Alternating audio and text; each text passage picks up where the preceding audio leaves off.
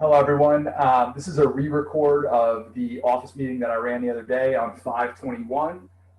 Topic is listing in a COVID world. I'm going to run through it pretty quick just to make sure that you guys have all the talking points that I wanted you guys to take away and hopefully find it helpful.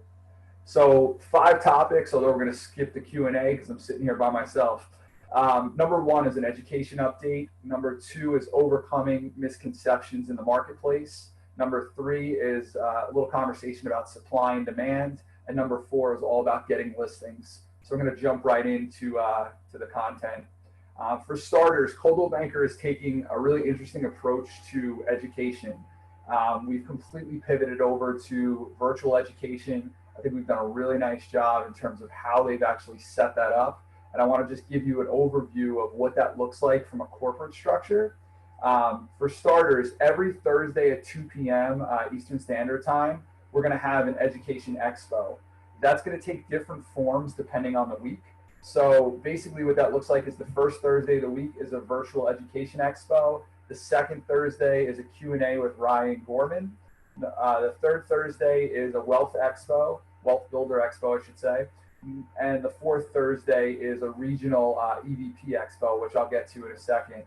So what that looks like, virtual education expos, we'll start with that. That's the first Thursday of the month. And again, it's 2 o'clock on Thursdays. It's always 2 o'clock on Thursdays, so you can put them in your calendar ahead of time. Running a virtual real estate business from A to Z is really what they're doing for the education expos, the first Thursday of every month.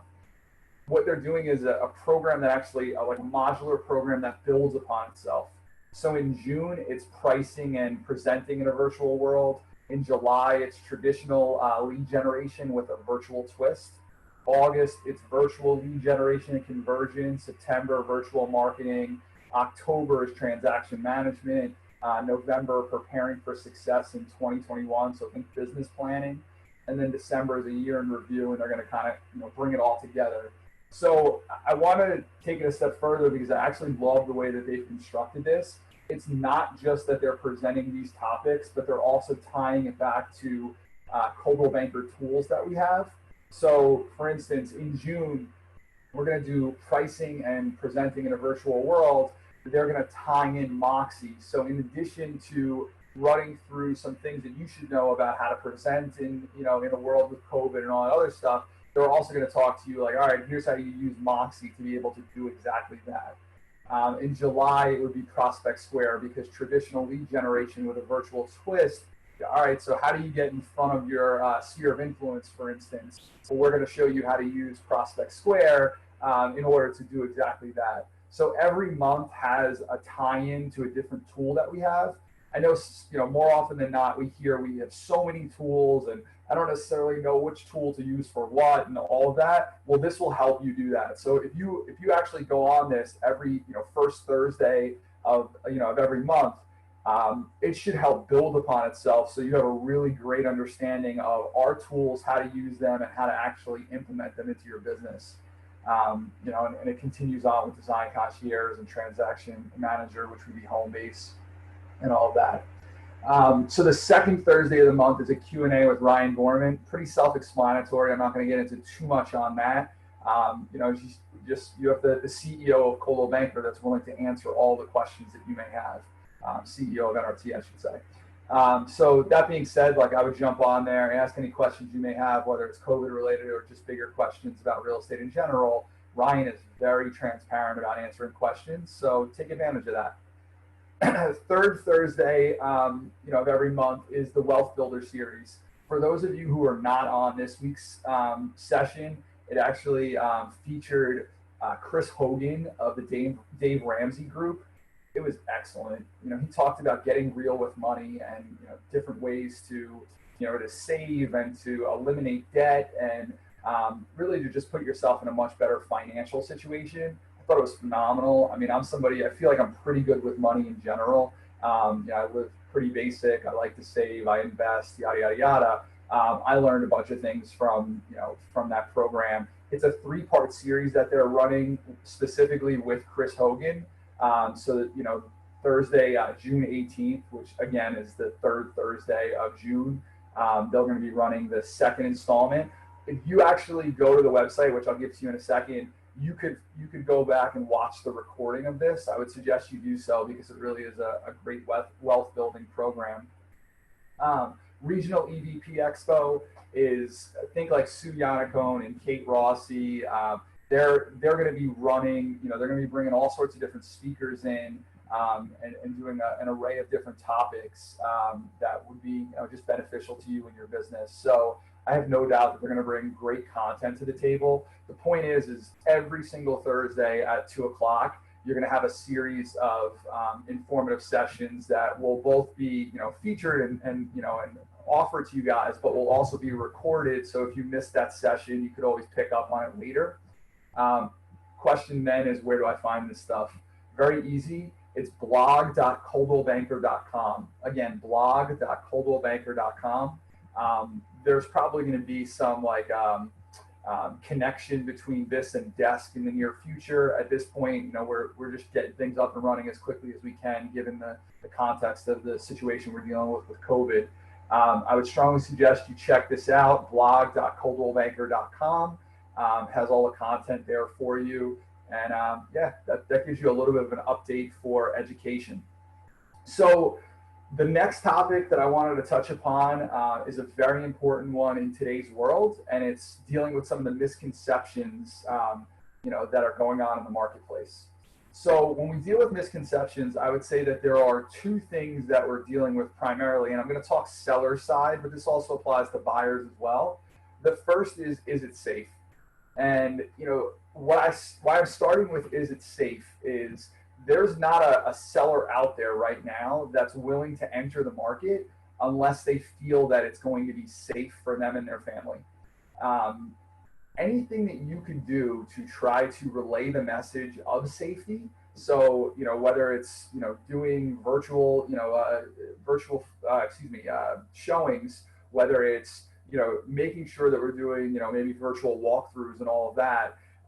Maybe it's, making sure that the limited amount of people that will be walking through the home will have certain protocols, masks, booties, gloves, don't touch anything, we'll open all the doors, limited number of people in the house, having them understand that home inspectors are going to the homes individually and doing FaceTime videos, all of those things. And there's more, there's a million more ways to accomplish that. Just giving you a handful of examples. But the more that sellers feel as though we're taking this seriously and feel as though we're doing everything possible to keep them and their families safe, the more you're going to see them come on the market.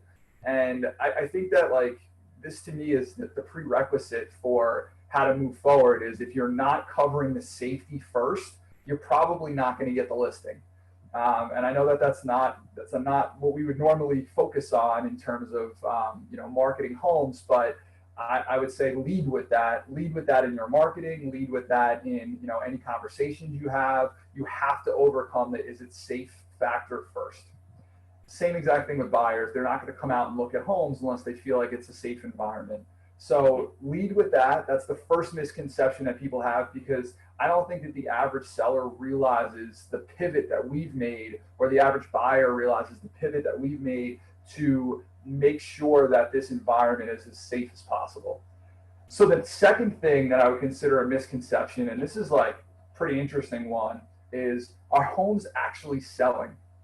I think that the majority of people don't think that houses are actually selling right now. They're hearing what's going on with unemployment. They're hearing what's going on with all of the businesses that have been shut down, the socially distanced world that we're dealing with, the rise and hopefully now the fall of COVID-19 cases, and they just think that nobody's doing anything financially, but that's not true. And I think that the more that we could educate consumers about the fact that the market is really hot right now, which is amazing, but it's still true. The market is very hot. The more we could educate them on that, the better off we're all going to be. So I would say the two misconceptions that we got to get past that are crucial today are safety, and then yes, there is a market. And to help you with that, I think you guys understand the safety side of it because we've been talking about it at great length. I'm going to skip over to supply and demand and give you a little education on what's going on in the market right now, because I think that some of these talking points are going to be very important for you to bring up to try to help people understand what actually is going on in the market. So let's go into a brief conversation about supply and demand. This is a simple supply and demand curve without getting into all the technical details of it. Keep it really simple. The more supply we have at a constant demand should essentially lower prices, because there's more houses on the market and there's the same amount of buyers. That means buyers have more options. They take a little bit longer to make decisions. Days on market tend to rise and prices usually fall. So the reverse is also true. At the exact same demand, if there's less supply, theoretically prices should increase, because there's less supply. All of those buyers are then zooming in on the few houses that are out there. You get bidding wars. There's less time on the market, and naturally prices tend to rise. So you guys all understand that. I want to give you a little context for what that looks like today.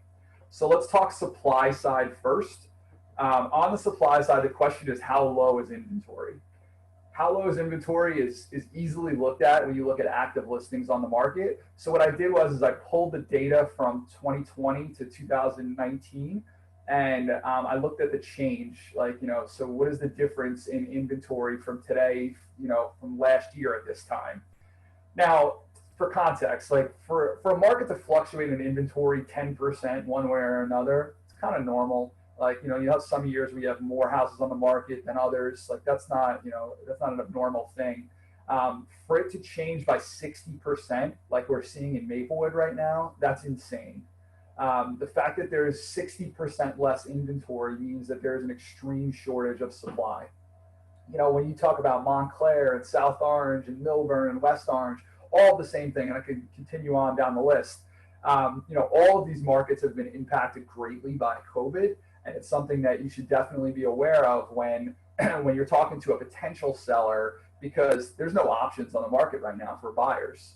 Now, that's great that we've seen this dramatic drop, or maybe not great, but it's great for a seller, I should say, that's coming on the market. But it's only it's only in the context of, are there actually buyers? Which I wanted to speak to is the demand side. So I think that this is the part that people are kind of caught up on the most, is they're thinking that, well, that's great, there's no inventory and maybe there's not competition for me to compete against, but if nobody's buying homes, what does it matter? So the question becomes is, how much demand is out there? You see all these different things, these articles. Michael Levinson, I'll give you credit, he shot me over this article. It said existing home sales plummet 18% in April as the coronavirus pandemic stymies real estate activity. So they, sellers are seeing these national headlines and they're thinking to themselves, well, 18%, that's a big deal. That's a big drop. Maybe now's not the right time.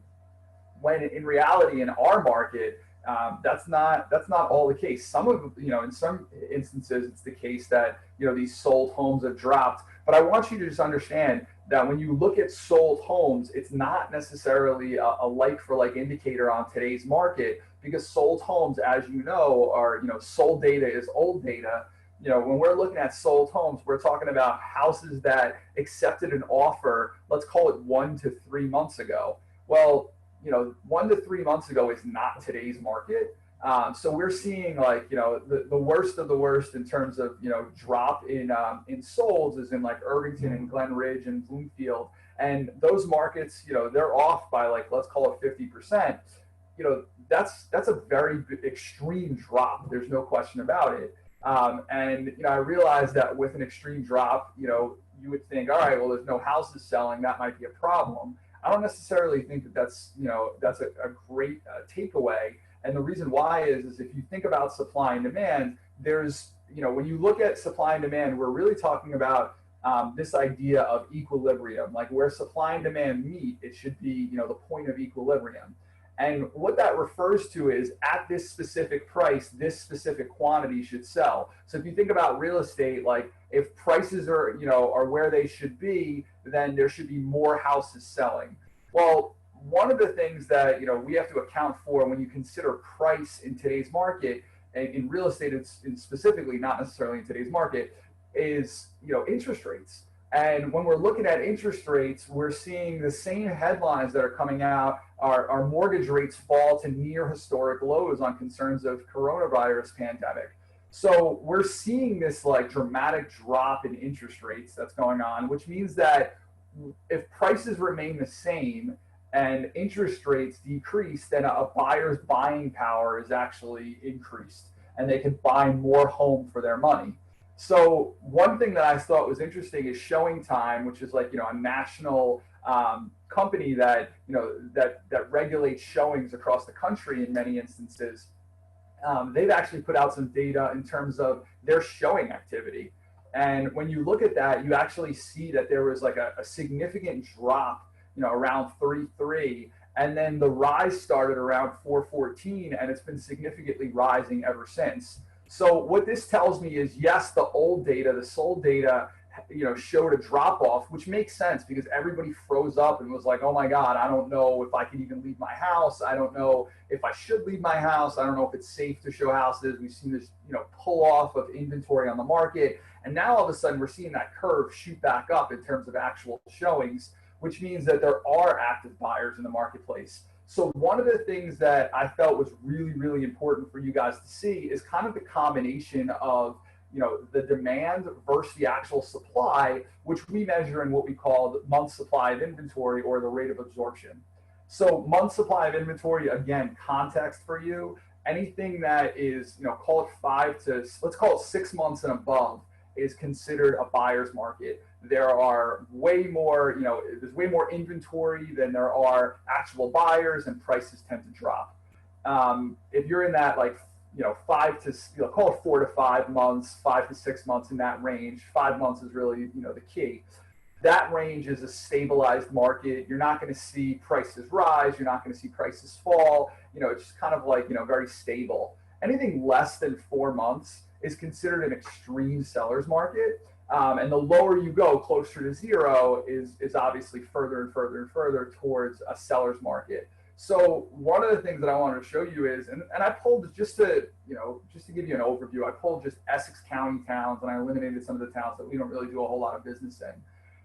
If you look at Maplewood, West Orange, Montclair, Maplewood and West Orange are 91% drop in rate of absorption. That means that it used to take 3 months for all of the homes to get eaten up. Like, for all the demand to buy up everything that's on the market, it would take 3 months based on last year's demand.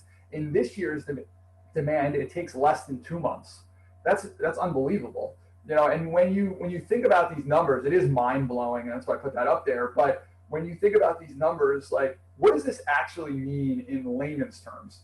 In something that like an actual seller would understand, or even a buyer for that matter. Let's take Maplewood just for a talking point. In Maplewood right now, you could say that homes in Maplewood are nearly twice as likely to sell during COVID-19 than before the pandemic. That's a bold statement, and yet that's a true statement. Everything about that is true. I mean, homes are selling twice as fast as they were before the pandemic in Maplewood right now.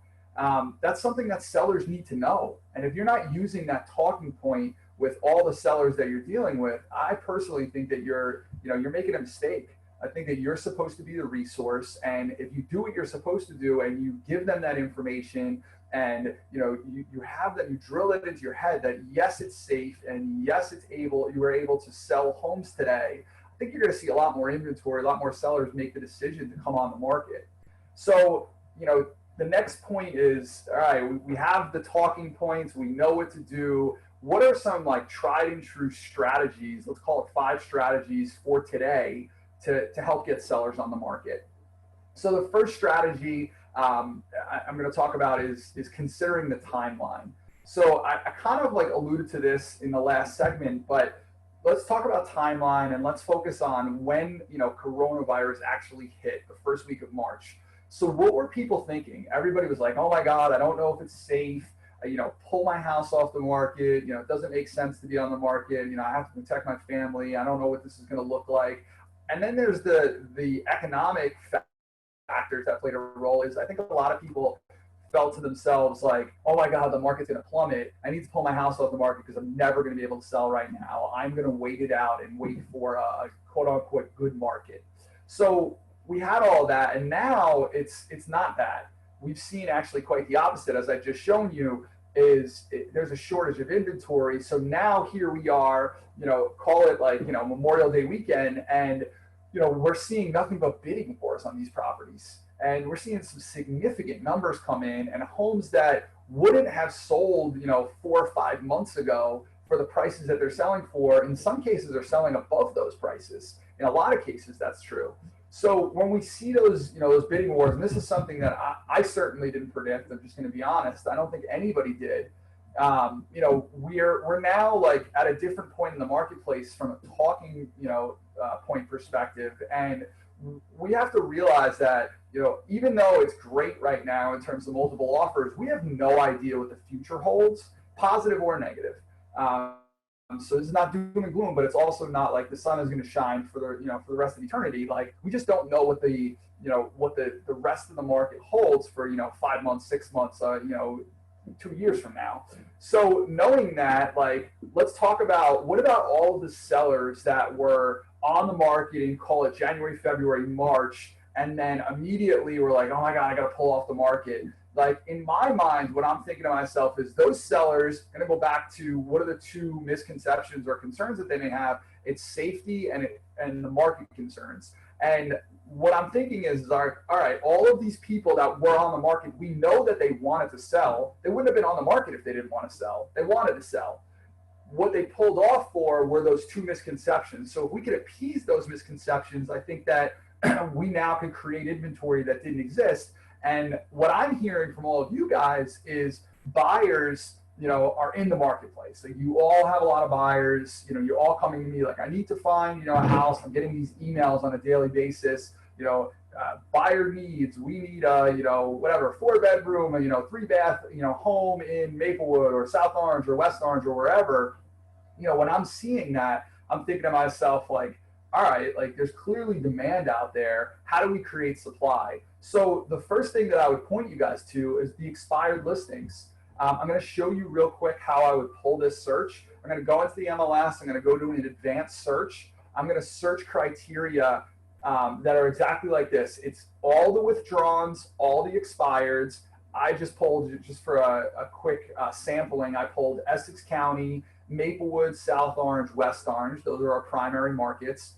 And I pulled a status date of 1/1/20, so the beginning of the year. You don't have to pull it by the beginning of the year. I happen to do it that way. And then I pulled an expiration date of 5/20. I did that because this was the date that I ran this search. So why would I do an expiration date of 5/20? Really simple. And this is the max date, by the way, not the minimum. So anything that expired before 5/20 will show up.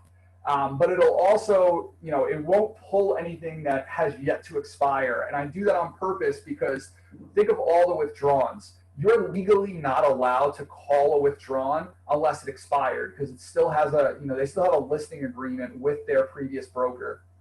But the minute it expires, it's now free game. So anybody that expired prior to 5/20, or in this case, it was 5/22, you would then be able to reach out to them. I would strongly suggest you do so, because if you reach out to those sellers, and in this case, I'm going to show you, there's a whole list of them. There's 124 homes in just those 3 towns that expired during that time or were withdrawn and later expired. If you reach out to these people, there is opportunity there. All of these sellers clearly wanted to sell their home. They could probably get what they were asking for, not in all cases, but in many cases, they could get what they were asking for today where they couldn't get it maybe 3 months ago or 2 months ago even, and you have buyers for them. So figure out like which houses make sense for the buyers that you have. And then there's one point that I want to make here that's a very, very important point, so please listen to me here. Do not tell your buyers about these homes. Go to the sellers directly, have a conversation with the sellers and say, I have a buyer for your home. I'm interested if you'd be willing to allow me to show it to my one buyer. So what does this do? First of all, it eliminates their fear of showing it to the world and having 1 million people in and out of their house. The second thing is you're bringing value to the table from day one. You're not you're not hoping to market the home. You're not hoping to do anything other than to show it to your buyer. So you're bringing two values to the table. You're bringing the value of, reducing their risk. You're bringing the value of potentially getting their home sold for what they want it for. The next question is, what do you charge? I know that, in many cases you'd say, oh, well, a buyer's worth whatever. Let's call it 2.5% for the sake of argument. So a buyer's worth 2.5%. Well, not now, because you're bringing tremendous value to the table. So in my mind, I would ask for 6%. Because let's say that seller says to you, well, no, I'm not willing to pay you 6%. I'm willing to pay you less.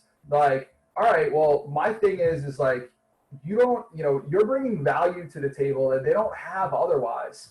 They don't want to bring their house to the market. They want to limit their risk. You bring value to that table that has an amount attached to it. I would literally say that to a seller. I'd say, you know what, Mr. or Mrs. Seller, I respect the fact that you only want to pay me 2.5%, but quite honestly, I'm bringing tremendous value your way. I have a potential buyer for your house that's going to limit the risk of you having to go on the market and have a million people traipse in and out of your house and potentially risk your family, family's health, I should say. And to take it a step further, I might actually get you what you want. I know you were on the market previously and you were paying an agent to market your home, which is great, but they didn't sell your home. I could potentially sell your home and I deserve a full commission for that, for that ability, for the value that I bring to the table.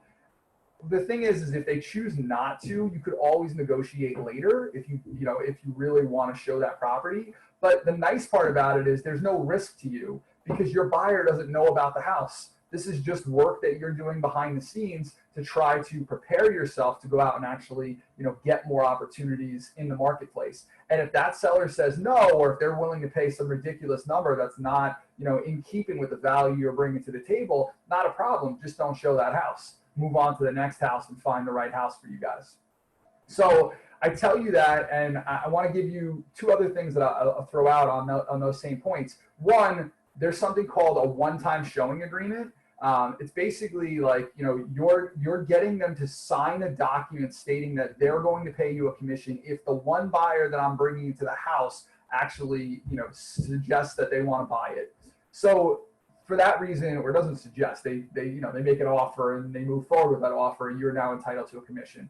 So you need to get that signed before your buyer knows about the house, because you have zero leverage later. If your buyer knows about the house and the seller decides, oh, I'm not offering a commission later, and you don't have anything in writing, you're not going to get paid. And you not only are going to lose the commission on potentially the listing of that house, but you're also going to lose the commission on the buyer that you've been working with.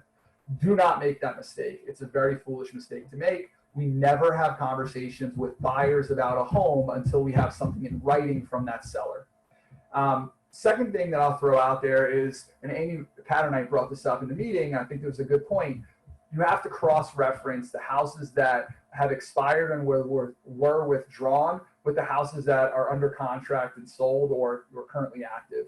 You don't want to look foolish that you're reaching out to a potential, seller and saying, oh, I might have a buyer for you. Are you willing to structure a deal? And they're on the market, or they've already sold, or, are already under contract. So just make sure that you do a little bit of your due diligence to, not look foolish. And when you're talking about some of the towns that we've looked at, like the Maplewoods, West Orange is on fire. West Orange is having the best market that they've ever had. And the argument could be made that houses that expired, 3 years ago in West Orange, if you go back in time, and I'm just using this as an example, you should be able to reach out to those sellers and potentially get them what they wanted back then today.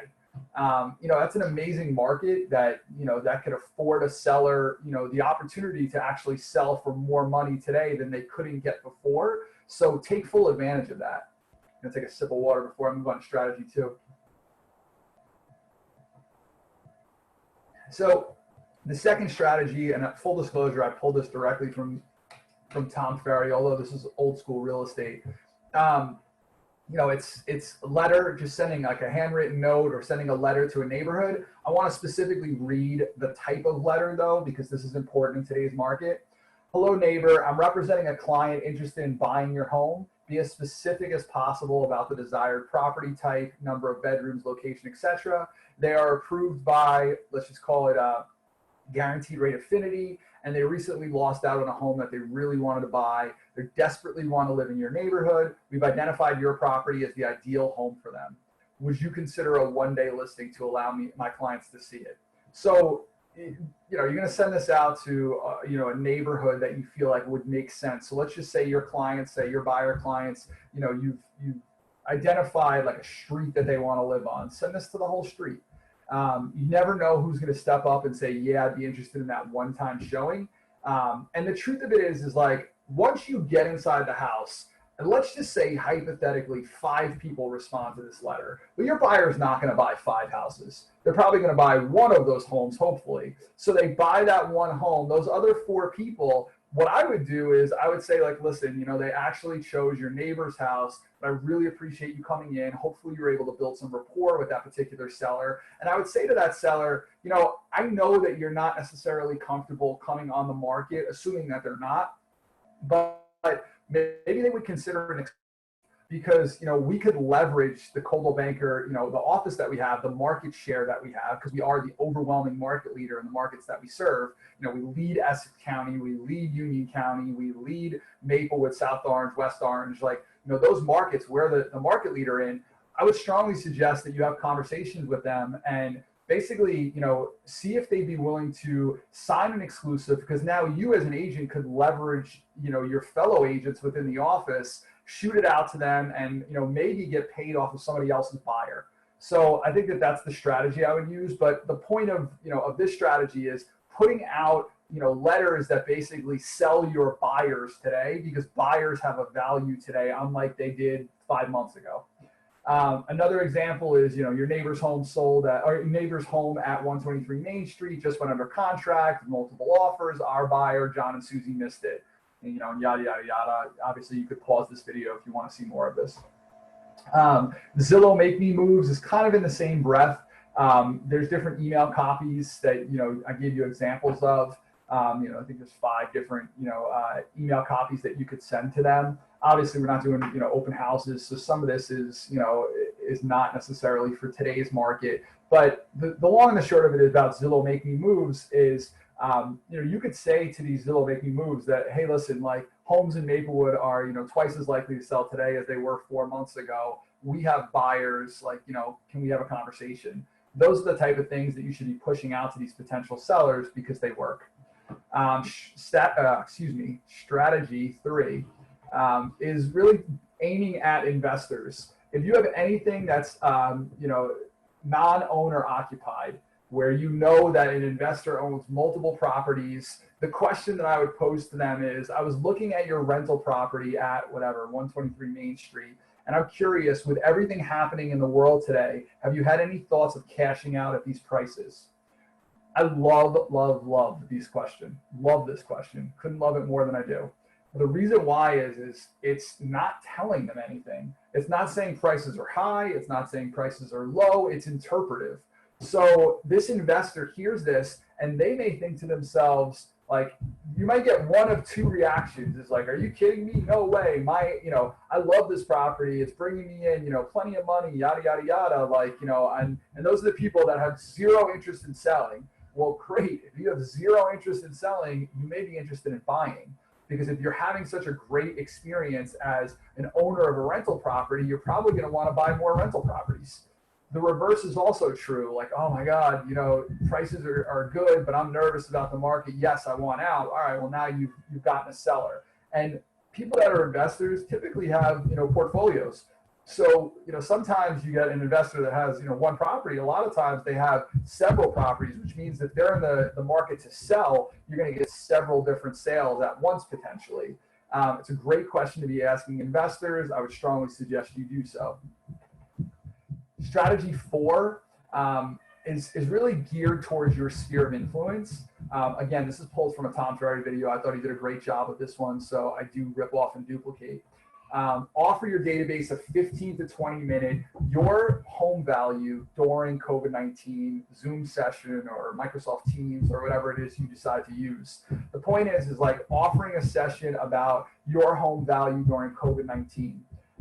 So if you did this in via email, it would be a subject line, your home's value during COVID. and it would say like, I'm taking the time to answer, let's call it the three, most asked questions that people have during COVID-19. Give you an example of these. I'm going to go back a couple slides. How much is my home worth in this market during COVID-19? That's question number one.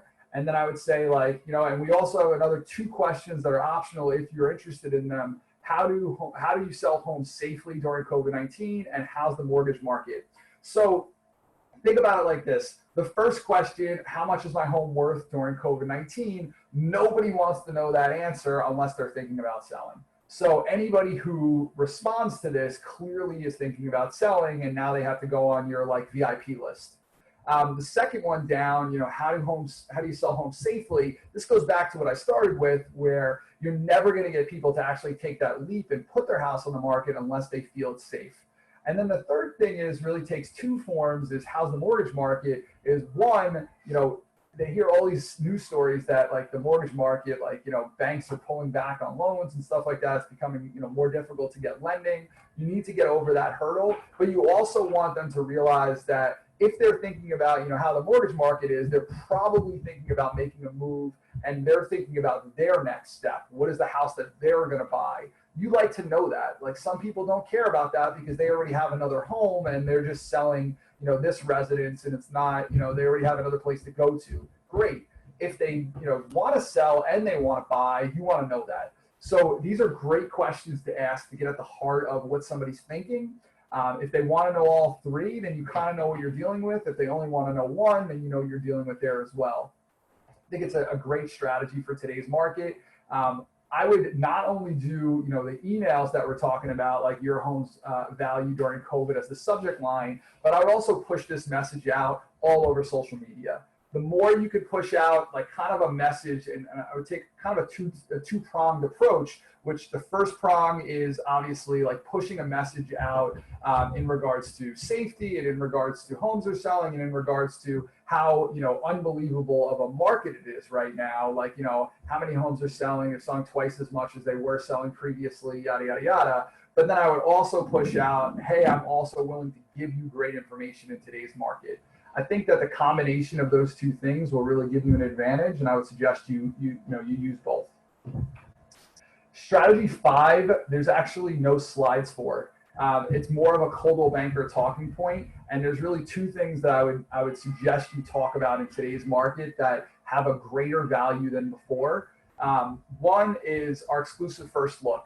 Internally, we have all these homes that we're putting on exclusive first look, that we're able to get out to the broader Coldwell Banker family. A lot of people, a lot of sellers specifically, do not want to come full-fledged to market. They don't want to be overwhelmed with showings. They have all these risk factors that we're talking about. So what they want is they want to market their house, but they want to market their house safely. I think that there's no question that exclusive first look gives them that peace of mind. Everybody that we've talked to about it has felt very good about it. And we've had more sellers that are leaning towards the exclusive route than not. This doesn't mean that you have to do a waiver broker cooperation. That's kind of a personal decision, on the seller's part, on your part, whether you wish to, allow other brokers in the home or not. But what I would say is like, either way, bring it up as a conversation point, because it may be the reason you get the listing. And if you don't bring it up, it may be the reason you lose the listing, because somebody else might bring it up, and that's an option that the sellers really, would appreciate. Second thing in terms of Coldwell Banker tools is Revitalize. If you're not talking to sellers about Revitalize right now, I think you're making a mistake. They're the people that, maybe have some time, they've listed with you, they say, hey, we're willing to, sign an exclusive, but we know we don't really want to start marketing our house yet in any way, shape, or form. Those are the people that are really, prime candidates for Revitalize, where you could say, listen, like Coldwell Banker will give you a non-interest bearing loan to do that bathroom over, or to do the kitchen, or to do staging, or to do all of the different things that they may want to do to get their house prepared to actually shine once it comes on the market.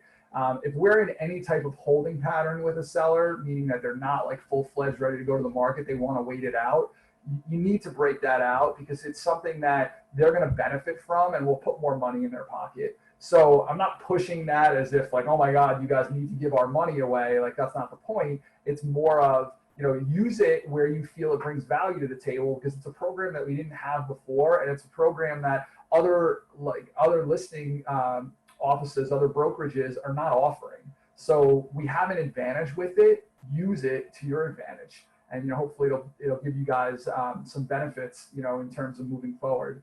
So that's the whole rundown. I really appreciate you guys taking the time to watch this, and I hope it was helpful. The thing that I want to leave you with is we need listing inventory. If you go out and get a listing today, it's the exact same thing as putting money in your pocket, because if you put a listing on the market today, it's going to sell. There's not even a question, it will sell. And if you have a listing on the market that is not selling today, it's price. It's not exposure. It's not a lack of demand. It's not interest rates. It's not COVID. It's price. There's not even a question about it. It's price. Unless, of course, that there's limited showings and people want to get in. And, we have some apartment buildings where we're having some issues that have nothing to do with our marketing effort, has nothing to do with price, or may not have to do with price. It has all to do with, limited or no showings available at all. That's a different animal. That's the exception to the rule. That's not the rule. The normal, house that enters the market, single family residential that goes on the market right today, that, we are allowing access to and everything else. If it's not selling in today's market, more often than not, it's probably the price. So have that conversation with your sellers. If you need to get me involved, get me involved. I'll do everything I can to try to help you guys, and I really, really appreciate your time today.